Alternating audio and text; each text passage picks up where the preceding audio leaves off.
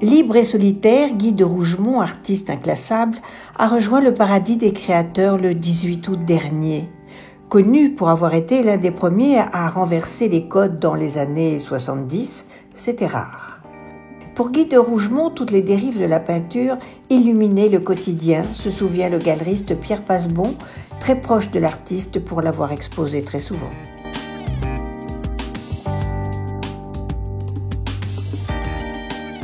C'est ma troisième exposition. La première exposition était sur les années 70, la seconde sur Serpentine, sur un travail qu'il avait fait. Et là, on a mélangé une petite rétrospective des années 60 à ces derniers tableaux qu'il appelle les tramés, qui sont les tableaux de 2013 et 2016. Pierre Passebon a toujours été attentif à ce que je faisais. Et là, on a joué la carte de reprendre ce que nous avait fait il y a une dizaine d'années et de donner une réponse à ce travail d'il y a 10 ans, et plus loin même, donner une réponse à comment répondre au commencement. Il y a eu le commencement de l'ellipse, puis ensuite le cylindre, puis ensuite la surface tramée, puis ensuite la ligne serpentine. Tout ça, ce sont des figures de géométrie sur lesquelles j'ai toujours appuyé mon travail de peintre.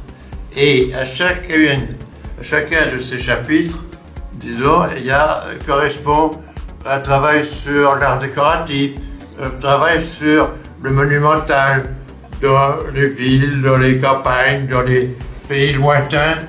Et tout ça fait que on a essayé aujourd'hui de résumer un peu ce qui s'était passé. Vous n'avez jamais pu choisir entre la peinture, le design et la sculpture, jamais. Tout ça se tient, hein, je crois. Cela dit, il y a des périodes où le travail se faisait, par exemple, sur le cylindre, et presque uniquement sur le cylindre. Et par contre, la surface tramée a généré beaucoup de travaux en art décoratif et en art de la rue. Quel a été le déclic qui a fait que vous avez commencé à faire des meubles et des arts décoratifs? À l'époque, j'étais dans mon atelier dans le Marais. Je peignais des grands volumes en carton, je mettais en forme, et ensuite je les peignais. Et Henri Samuel, qui était un des grands décorateurs de l'époque, un monsieur âgé, qui était spécialiste du XVIIIe siècle, est passé et il m'a dit: mais pourquoi est-ce que vous ne voulez pas dessiner une table? C'est comme ça que j'ai dessiné cette fameuse table qui s'appelle la table nuage. Une espèce de, on pourrait dire, c'est pas un chef-d'œuvre, mais on pourrait presque dire que c'était une icône. Dans son atelier, via le langage des couleurs, dialogue, peinture et sculpture. Ces totems colorés sont la signature de Guy de Rougemont, une peinture en volume et des montagnes de dessins. Ces carnets, j'avais toujours avec moi. Il y a même des autoportraits.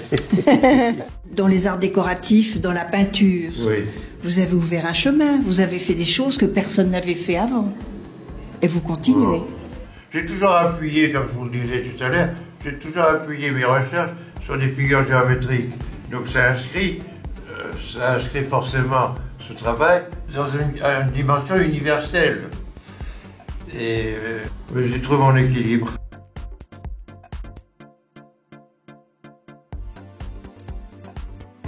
Vous n'arrêtez pas une seconde. Vous dessinez tout le temps. Pourquoi? Oui, c'est une nécessité. J'ai des calepins, j'ai des carnets, j'ai des feuilles. À l'atelier, j'ai toujours tout ce qu'il faut pour immédiatement travailler. Moi, je me vois peintre, tout à fait peintre. Bien que je me suis promené dans d'autres disciplines, mais tout ça relève de la peinture.